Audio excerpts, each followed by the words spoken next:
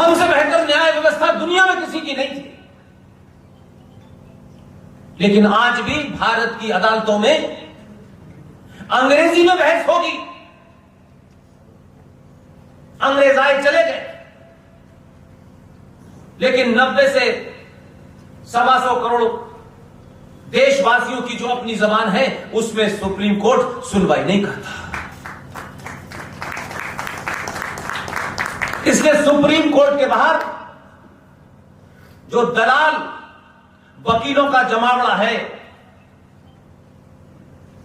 उनके लिए बुरी खबर है। बड़े बड़े इंस्टीट्यूशंस में लोग बैठे हुए हैं। एक वकील साहिबा करोड़ों का फंड लेती है बाहर से, और जब भी कोई भारत के राष्ट्र के गौरव की बात हो सुप्रीम कोर्ट में उसके खिलाफ पीआईएल, ये जो पीआईएल माफिया है जो हर चीज के ऊपर पिटीशन डालता है, आपको इनकी ताकत का अंदाजा नहीं। लेकिन मैं और आप सरकार नहीं चलाते।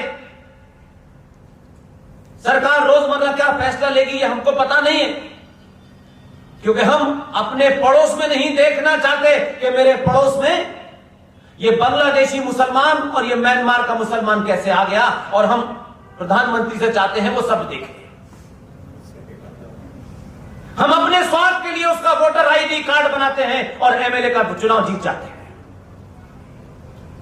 इसमें हर पार्टी के लोग शामिल हैं। इसलिए आप इतनी बड़ी विभीषिका जो दुनिया में कहीं नहीं हुई। अंग्रेजों ने दुनिया में हर देश पे राज किया, ज्यादातर देश में। इसलिए कहा जाता था कि उनके साम्राज्य में सूरज नहीं डूबता, लेकिन जिस पे उन्होंने राज किया सिर्फ भारत ही एकमात्र देश है जो 2 हिस्सों में टूटा। क्योंकि आपको अपनी सामूहिक शक्ति पर आपके नेताओं ने, समाज के ठेकेदारों ने कभी उसका एहसास नहीं होने दिया, और ये एहसास आप में हो उसको डाइवर्ट किया कि ये कभी 90 करोड़ सामूहिक तौर पे किसी चीज के बारे में एक राय न हो जाए। इसलिए आपको अंग्रेजों ने तोड़ा, मुगलों ने तोड़ा, और अब जो अंग्रेजों की नाजायज औलादें इस देश पे रही उन्होंने भी उसी एजेंडे को आगे चलाया। और हम सबको ये आदत कर दें कि हम यही हैं, हमारे डीएनए में चला गया, और हम उसको आगे या पीछे कहीं देखना नहीं चाहते, क्योंकि हमें लगता है कि ऐसे बने रहने में हमारा चंद लोगों का स्वार्थ जो है वो चलेगा। मैं ब्राह्मण हूं, मैं ठाकुर हूं, मैं कुमायूनी हूं, मैं गढ़वाली हूं, मैं बनिया हूं, या तो तरह तरह के आपने बंटवारे किए, और आपको लगा कि हम छोटा सा समूह बनाएंगे, अपने आप को मार्केट में उसको बेचेंगे और फिर हमें कुछ मिल जाएगा, बाकियों का हमें क्या लेना देना है। इसलिए शर्मा जी के घर में आग लगेगी तो वर्मा जी बुझाने नहीं जाएंगे।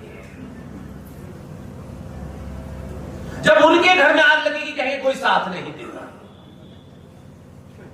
आपने इस देश के अंदर 70 सालों में ऐसे हालात पैदा कर दिए हैं कि एक चुनी हुई सरकार, ताकतवर सरकार, इसलिए ताकतवर तो है वो गिनती की वजह से, लेकिन वो ये जानती है कि 90 करोड़ सनातनी हिंदू अभी भी अपने स्वार्थों से ऊपर नहीं उठ रहे। इसके जो काम उसे जितनी तेजी से करने थे वो थोड़ा धीमी गति से हो रहे हैं।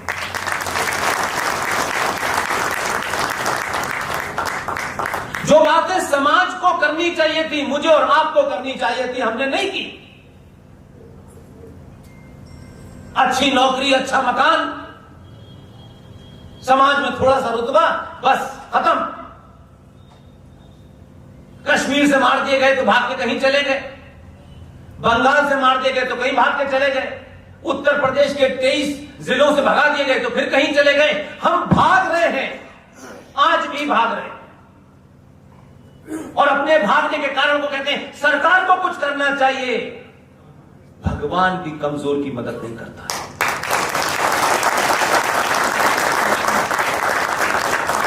भक्ति तब तक भक्ति नहीं है जब तक उसके साथ शक्ति नहीं है।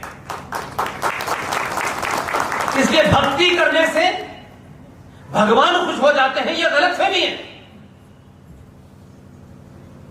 अगर ऐसा ही होता तो फिर भारत की सीमाओं पर फौज की जरूरत नहीं थी। 90 करोड़ लोग सामूहिक हवन करने लगे तो आपकी सीमा सुरक्षित रहेगी। हम भक्ति काल से निकल करके बाहर नहीं आए, इसलिए मीरा आई, सूर आए, सब कुछ आए, लेकिन उस भक्ति काल की परिस्थितियों को समझे तब आपको लगेगा कि वो भक्ति क्यों जरूरी थी। जब आप तिलक लगाने से डरते थे, चोटी रखने से डरते थे, जब आपके जनेऊ काट करके जलाए जा रहे थे, आपने अपनी पहचान को बनाए रखने के लिए भक्ति का सहारा लिया ताकि कम से कम हम अपने आदर्श सभ्यताओं को, संस्कृति को जिंदा रख सकें। एक वो भी कालखंड आया कि जब आप सनातनी हिंदू होकर के सड़कों पे नहीं निकल पाते थे। अभी अभी मैं हफ्ते भर पहले प्रयागराज से लौटा। लोगों को पता नहीं है कि उस प्रयागराज में सन 49 तक क्या हालत थी। उसी प्रयागराज के अंदर 29 दिसंबर 1930 को मोहम्मद इकबाल, जिसने हमारा तराना लिखा है, मुस्लिम लीग के अध्यक्ष के नाते रेजोल्यूशन पास किया था कि भारत के वेस्टर्न बॉर्डर पे जितने भी मुस्लिम बहुल इलाके हैं उन्हें अलग कर दिया जाए। जिंदा कौमें होती 30 के इशारे को समझ जाती और 47 तक तैयार। भोपाल रियासत भारत राज्य के अंदर 1949 में शामिल हुई। 1949 में उस समय सनातनी महिलाएं जब सड़कों पे साड़ी पहन के निकलती थी तो ये जिहादी उनके ऊपर पान की पीक किया करते थे। ये इतिहास तो हम जान सकते थे, ये तो अंग्रेजों ने नहीं लिखा था, ये तो रोमिला थापर ने नहीं लिखा था। क्योंकि अगर हम ये जानते तो हमें कुछ ग्लानि होती और उस ग्लानि से बाहर निकलने के लिए हम कुछ करते। तो हम क्यों करें, कोई और करेगा। इसलिए कल भारत सरकार ने एक बड़ा फैसला लिया है। यह फैसला आज के दौर में बहुत आसान नहीं है। जिसे हम ये समझते हैं कि यह अंतर्राष्ट्रीय समुदाय है, वो हमारी तरह मूर्ख नहीं है। हम बनते तो अपने आप को बहुत दूरदृष्टि वाले हैं, लेकिन मेरी जाति, मेरे परिवार से ज्यादा दृष्टि हमारी जाति नहीं है। वो आज जो बात कहते हैं वो 50 साल बाद इंप्लीमेंट होती है और आपको अंदाजा नहीं होता। हम आज और अभी इसी वक्त सब कुछ चाहते हैं। इसलिए कल सरकार ने एक बड़ा फैसला लिया। उसको शायद मैं बेहतर इसलिए जानता हूं कि आप विदेशी मीडिया में के बारे में कम जानते हैं, उसे कम पढ़ते हैं। आपको यह अखबार जो चुनाव के मौसम में पैकेज लेके अपने रिपोर्टर को भेजते हैं कि किस पेज पे आपका इंटरव्यू छपेगा और कितना देंगे, इससे ज्यादा आप पढ़ नहीं पाते, इसलिए वो आपको सच बात नहीं लिखते। लिहाजा मैं मानता हूं कि कल का एक निर्णय उसी तरफ है जिस चुनौती के बारे में उत्तराखंड की विचार करने के लिए आप इतनी बड़ी तादाद लाए हैं। 5,789 इस देश में अलग अलग रंग में, अलग अलग चोगों के अंदर, अलग अलग विचारधाराओं के एजेंडे में 5,789 वो एनजीओ जिनको विदेशी चंदा मिलता था, उनका कल रजिस्ट्रेशन निरस्त कर दिया।